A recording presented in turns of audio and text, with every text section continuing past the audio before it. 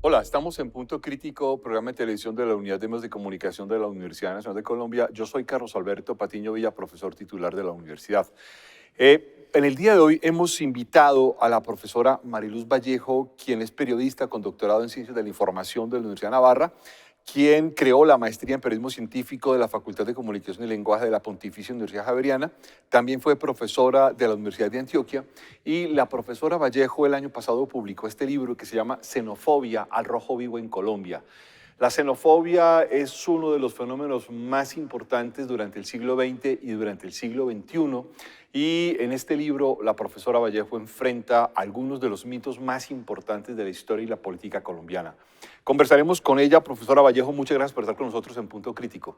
Profesor Carlos, muchas gracias por invitarme.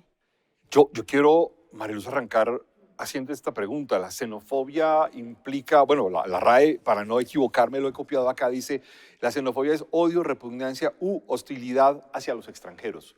Y en Colombia, creo que tú lo has dicho con claridad, mucha gente lo ha dicho con claridad, existe el mito de que tenemos el efecto de la admiración por el extranjero, que siempre ha habido una especie de acogimiento amplio y generoso a los extranjeros, pero con tu libro pareciera ser, con tu investigación, que esto no es así.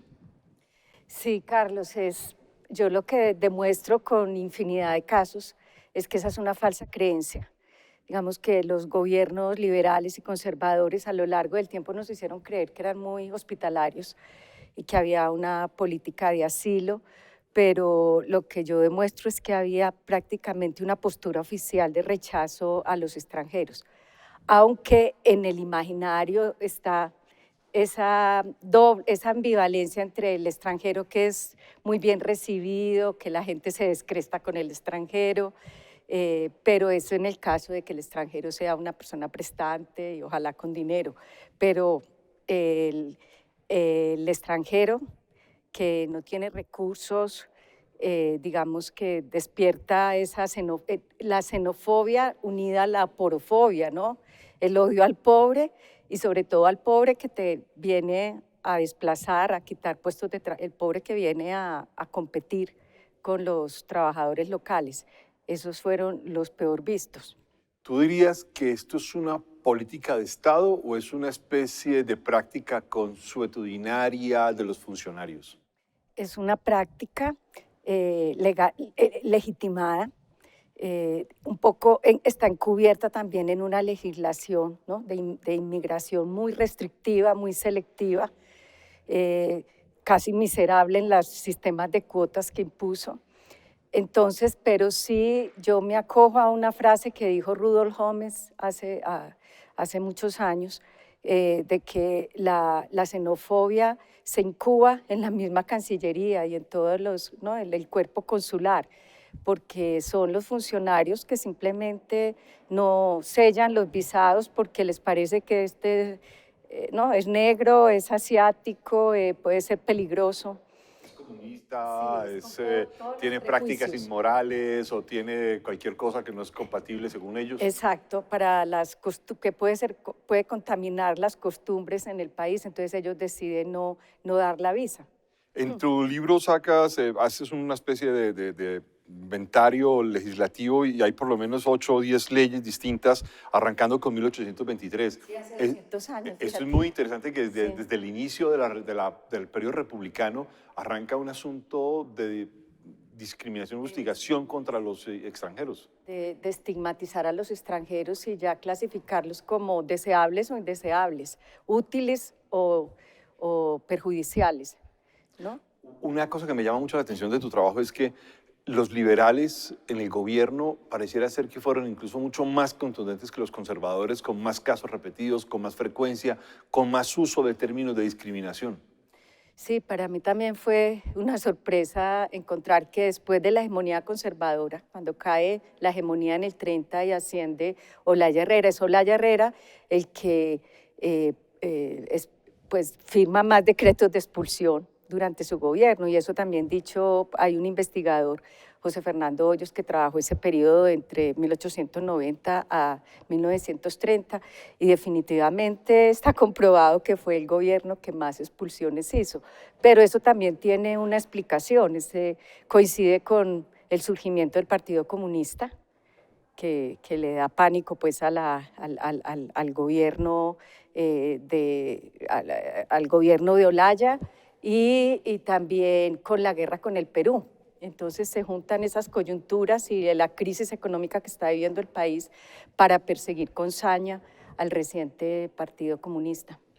Uno de los primeros capítulos es Bolchevique revoltoso hace 100 años y aquí hay un listado, me tomé la posibilidad de hacer el listado uno a uno y bueno, son más de 30 personas, Silvestre Savitsky, Nicolás Gutarra, Emilio Bobbio, Franz Hatay, Evangelista Priftis, Juan García, Filippo Colombo, a Jorge Avivo Scott. Bueno, hay una cantidad de personas y la mayoría de ellos pareciera ser que eran acusados permanentemente de ser comunistas o revoltosos.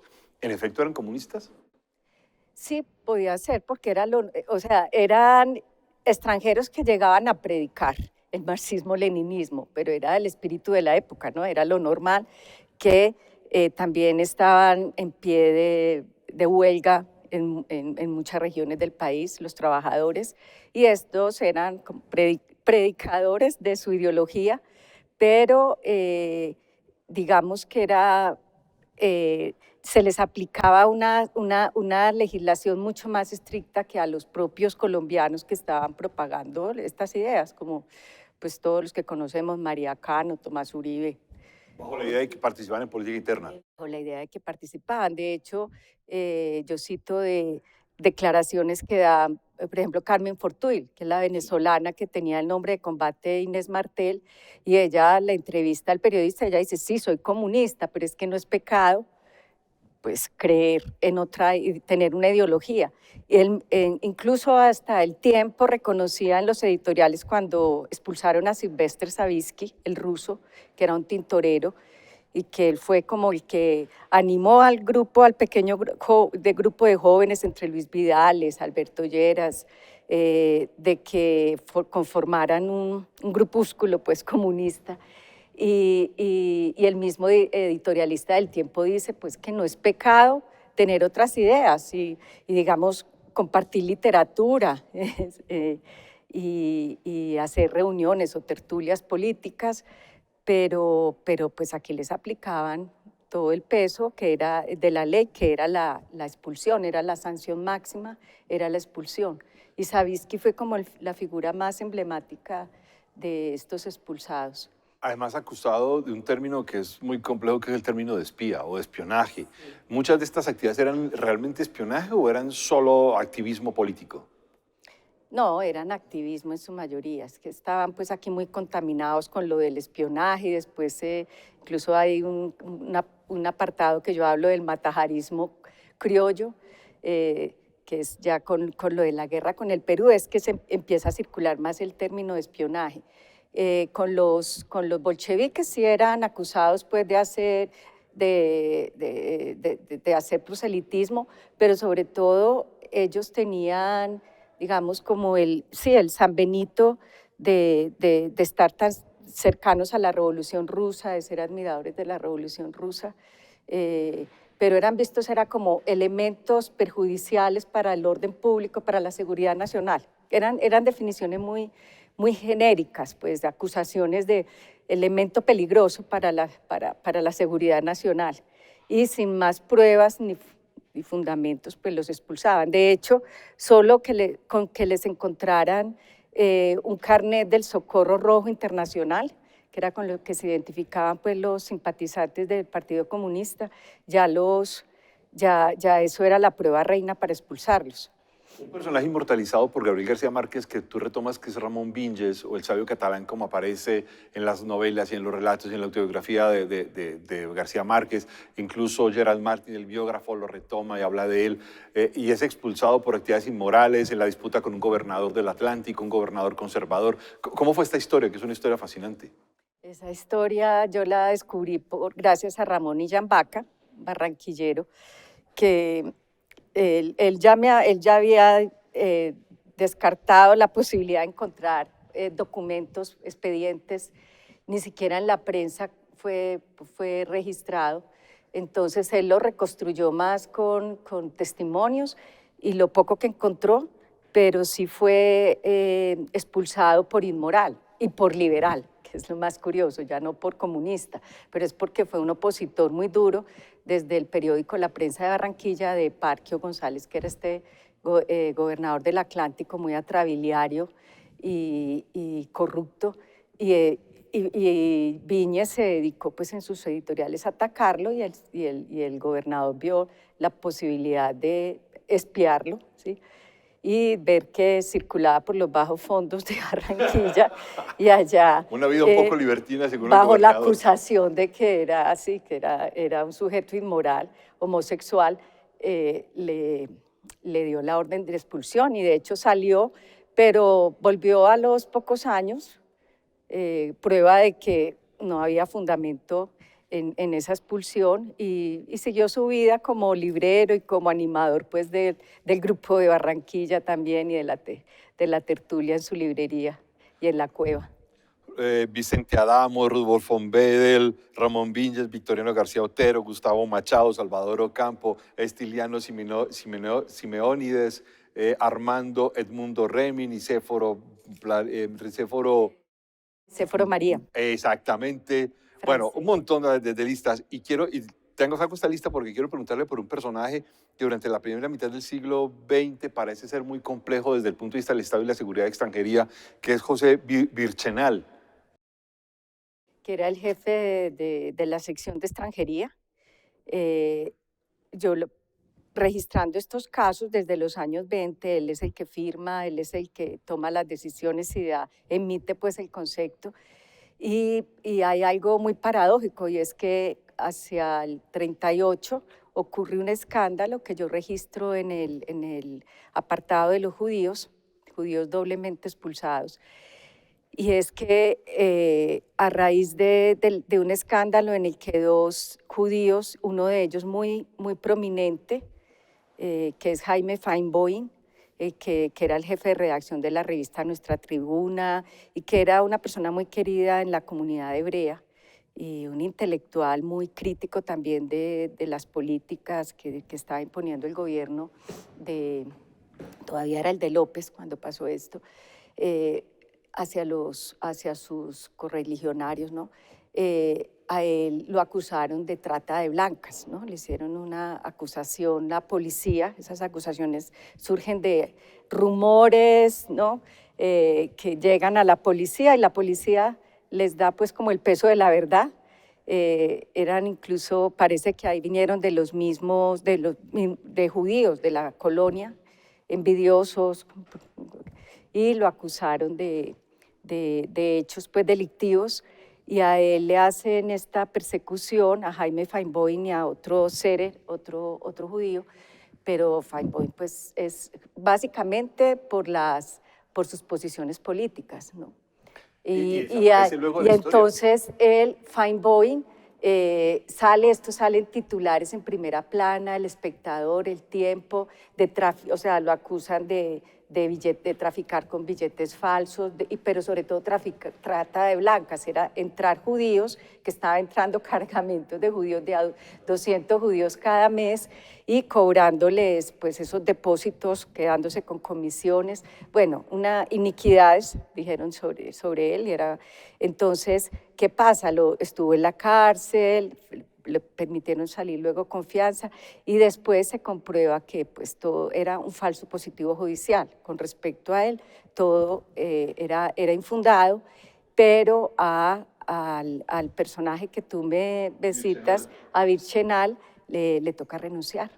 Él renuncia, o sea, se destapa, a él lo acusan de que él está colaborando con ese tráfico de personas. Estamos ya en un momento en que se empieza a controlar mucho la entrada de los judíos y entonces acusan también al jefe de extranjería de estar facilitando la llegada de más judíos de los que estaban autorizados. Mariluz, hay que reconocer que además tú lo dices en la presentación del libro, esta investigación arranca por un aporte que hiciste a la plataforma de los Danieles. Y quiero, en ese contexto, rescatar un personaje que para mí se volvió muy importante, que es el señor de apellido Jaroso, porque además es el abuelo de una señora que trabajó conmigo aquí en la Universidad Nacional. ¿Cómo es la historia del señor Jaroso? Vilma Jaroso es la nieta, sí. Y bueno, aprovecho para decir que Samper escribió el prólogo del libro y pues sí, él fue el progenitor de la idea realmente. ¿Y cómo llegué a Jaroso? Porque el mismo Daniel, cuando decidimos, después de hacer el primer informe de los Danieles, que tuvo mucho impacto, porque era un tema inédito, ¿no? Este tema no se había trabajado en la historiografía oficial, con ese foco ya tan centrado en expulsiones.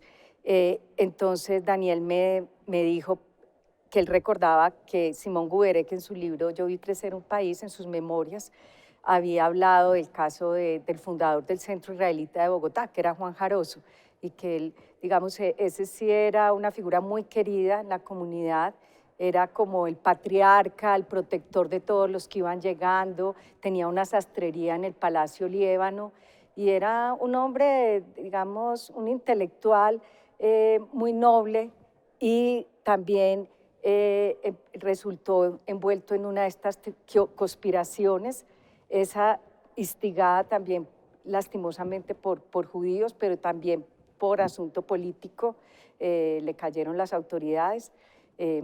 Dicen que era simpatizante del conservatismo, no siempre los perseguían por ser comunistas, sino por simpatizar con un partido y otro. Estamos en este bipartidismo que se cobra, ¿no? Que se castiga. Y el caso es que a él le llegó la orden de expulsión y lo más triste es que en lugar de permitirle que se fuera a Ecuador, la familia incluso pues esperaba que a él lo mandaran a Ecuador, lo mandaron a Rusia, a Kiev, él era originario de Kiev, y al cabo de pocos meses murió en un campo de una de estas purgas de Stalin. Entonces es una historia muy dramática porque en la comunidad, cuando yo traté de averiguar qué había pasado con él, porque se suponía que se había ido al Ecuador, decían, no, él se fue, la familia se fue allá. Ecuador recibió muchísimos judíos, había una comunidad muy fuerte. Entonces, en el primer informe yo lo di por hecho, que se había terminado en Ecuador, había sobrevivido, pero me llamaron las nietas a través de Asriel Bibliovics, que fue como una de mis fuentes, me dijo, Asriel, me llamaron, tenía unas nietas, y yo que me encontré con ellas, Vilma y Berta, y ellas estaban conmovidas con la historia, porque ellas fueron las que me dijeron, no, si mi abuelito lo mataron, mi abuelito murió, y eso fue pues, nunca se recuperaron de eso pues rompió esa familia, pero él alcanzó a tener él se casó, Juan Jaroso se había casado con una campesina de Ubaté, creo, y ella quedó embarazada cuando a él lo expulsaron, ella estaba embarazada, entonces ella alcanzó a tener ese hijo, se alcanzó a ver un cruce de correspondencia entre ellos, y el hijo lo bautizaron Elías Jaroso, y Elías Jaroso tuvo tres hijos, entre ellas,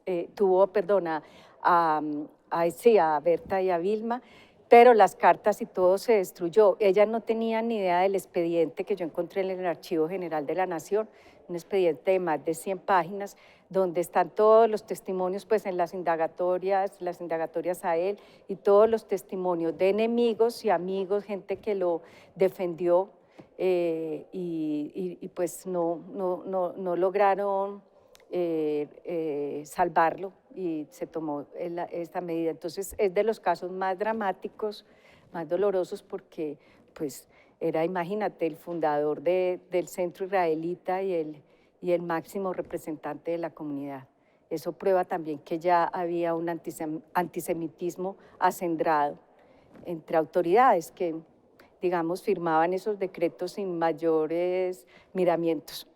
El tiempo se nos va yendo rápidamente, María Luz, pero es que no quiero detenerme en muchas partes del libro, que me lo leí con muchísimo detalle, pero, pero hay una imagen. En Colombia hay una comunidad judía pequeña, no ha sido muy grande, y adicionalmente muchos colombianos creen que siempre ha habido una especie de aceptación abierta y clara del judaísmo, pero hay una especie de antisemitismo silencioso presente. ¿Tú lo detectaste en todo tu trabajo? Sí, claro, y sobre todo cuando ya llega Santos al poder, con el canciller Luis López de Mesa, que fue el que realmente, Eduardo Santos al poder, sí, sí, claro, el tío, el tío abuelo. Llega Eduardo Santos y Luis López es el más antisemita, eso pues ya es, pues ya está muy extendido en la literatura académica y muy comprobado, pero sacan un decreto para restringir abruptamente la entrada de judíos, y esto significa pues que se tienen que devolver barcos que traían familias, y es una situación muy dramática, pero ya el antisemitismo viene desde comienzos de los 30, o sea, desde que empiezan con el nazismo empiezan a llegar judíos, empieza a sentirse esa corriente de xenofobia hacia los judíos porque vienen a competir con el sector comercial. Básicamente ellos se instalan en el comercio, primero como clappers, como vendedores de puerta a puerta, y esto las cámaras de comercio lo resienten y hay campañas tanto en prensa liberal y conservadora y por igual, en contra, y hasta el Partido Comunista en algunos también momentos protesta, aunque son más cercanos, y los judíos siempre se consideraron más cercanos y simpatizantes del Partido Comunista. Recordé un trabajo literario folclórico de David Sánchez Juliado sobre don Abraham al-Humor, y lo digo por la comunidad sirio-libanesa, por los judíos que además traen una práctica de venta de puerta a puerta, de venta ambulante, o los tenderos que se quedan todos los días, todo el día, desde las 6 de la mañana hasta de la noche en su tienda sentados. Había como una serie de prácticas comerciales que en el país eran muy novedosas. Sí, las que trajeron los judíos, les decían los polacos, y eran novedosas porque era el sistema de crédito que le facilitaba a la gente pues, más humilde poder comprar lo que quisiera, y eso afectó mucho el comercio local. Entonces, una especie de modernización del comercio en Colombia. Exacto, un sistema de crédito que no existía. Y obviamente eso impulsó gran parte del antisemitismo. Si pasamos de época, yo quisiera pasar a los años 60, 70, 80, ahí encontramos, digamos, un cambio de foco, además del judaísmo. Bueno, Feinboim finalmente termina desapareciendo. Feinboim se queda en Bogotá. O sea, fue todo muy injusto, pero él se quedó y siguió su vida como empresario y fue muy exitoso, y se murió en el 82. Ya. Pero su familia ni siquiera sabía la historia, porque yo localicé a una sobrina que vive en Israel, toda la vida lleva en Israel, ella nació en Medellín, y ella me dijo, no, el tío, pero si el tío era el personaje pues más intachable, íntegro, y yo le dije, sí, pero fue objeto de escándalo por el antisemitismo. Ella no tenía ni idea, me decía, en la familia no se habló de ese tema, y él, digamos que tuvo una vida ya de empresario y se silenció como intelectual, como escritor. Se apartó de la vida pública. Exacto.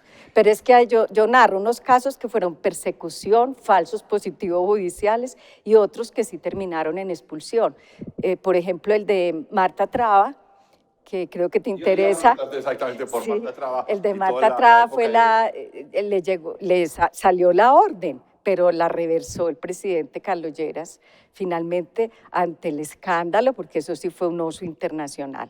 Pues darle orden de expulsión a una mujer tan importante, tan querida en el medio cultural, ¿sí? La impulsora del Museo de Arte Moderno, una de las pioneras de la crítica de arte, y expulsarla por sus ideas, porque firmó una carta aquí de profesores de la Nacional, 360 o más profesores ella firmó en contra de la militarización de la universidad. Tiene mucho sentido aquí en este escenario.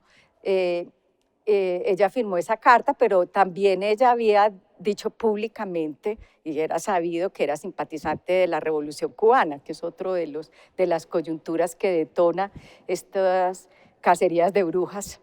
Y ella entonces ya había manifestado su postura, y Lleras la quiso expulsar por injerencia en política interna.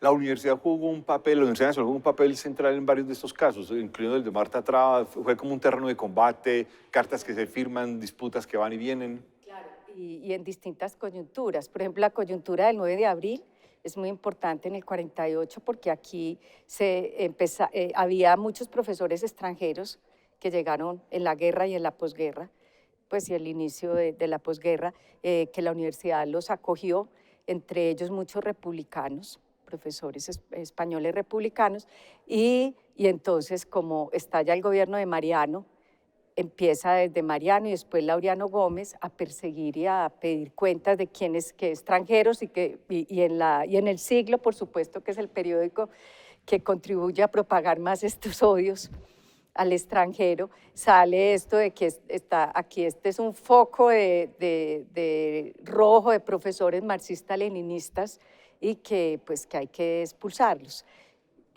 Hay una historia que el tiempo se nos va corriendo, pero hay muchas historias, pero una que no quiero dejar pasar es la de los alemanes perseguidos como nazis, o aquellos que en realidad pudieron haber sido nazis, pero sobre todo la de Peter Paul von Brauer, el fundador de SCATA, que luego crea la Fuerza Aérea para el Perú, etcétera, que se había radicado en Colombia y termina siendo expulsado. Sí, y ese es un caso ambivalente. Hay quienes lo acusan y dicen que él sí era nazi, o sea, sí era simpatizante del nazismo, pero lo cierto es que él llevaba aquí toda la vida y él, digamos que estuvo en Alemania por hacerle un favor al cónsul en ese momento en Berlín y no lo atendió Goering, ¿no? Estaba para pedir una flota de aviones o algo, pero digamos que yo me inclino por defenderlo ante el clima de animadversión que había con los alemanes de la lista negra, y que así como Herbert Boy, que era el coronel Herbert Boy, estaba encabezando esa lista de alemanes y había sido héroe nacional, recibió la Cruz de Boyacá, fue el artífice de la estrategia aérea en la guerra contra el Perú y estaba encabezando, pues igual este otro personaje también que era un empresario y que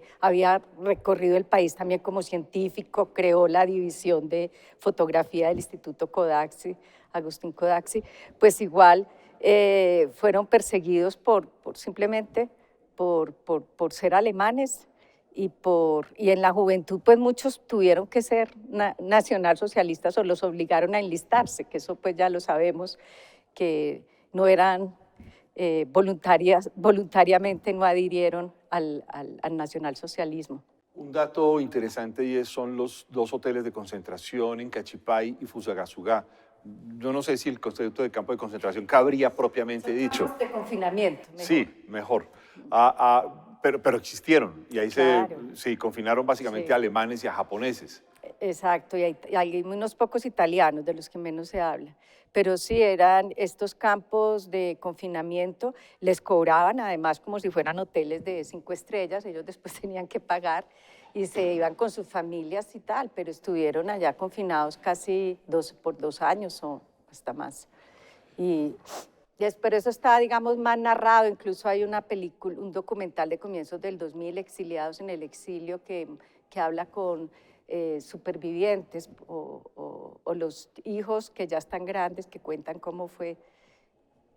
Tú utilizas el concepto de la cortina de aporofobia. En los últimos años hemos visto una migración fuerte de cientos de miles de venezolanos hacia Colombia. Y en el momento máximo de esa migración, además se coincidió con la venida de Adela Cortina a Colombia, la presentación de su trabajo de aporofobia, y coincide con su trabajo de xenofobia. ¿Los colombianos hemos superado la xenofobia, hemos superado la aporofobia, o esto es un asunto disimulado institucionalmente? No, yo creo que no la hemos superado. Y lastimosamente, y aunque con los venezolanos, pues el presidente Duque entregó este estatuto temporal de protección para los inmigrantes y que es una oleada grande que nunca se había visto en el siglo XIX, en el siglo XX, perdón, las migraciones eran a cuentagotas, o sea, esto era ridículo porque Colombia nunca tuvo más de un 2% de su población extranjera, foránea, ¿no? Era ínfima en comparación con la de otros países como México, como Venezuela, Brasil, Argentina. Pero esta oleada sí es oleada, de venezolanos, y ya sabemos que hay. Al principio los que llegaron con un nivel profesional y ciertas condiciones económicas fueron bien acogidos y se absorbieron, ¿no? en el sistema, pero los que llegan buscando sobrevivir son los más rechazados, y eso está en el etos, ¿no? del colombiano, de rechazar, además pensar que son contaminantes. Venezuela, el castrochavismo, eso puede contaminar a la gente otra vez de comunismo. Nunca se pierde ese miedo a las ideas, ¿no?, revolucionarias. Entonces, sí creo que es algo que está en el etos, son esos valores, esas creencias que son muy difíciles de cambiar. Entonces, lastimosamente, porque eso pues, nos ha empobrecido.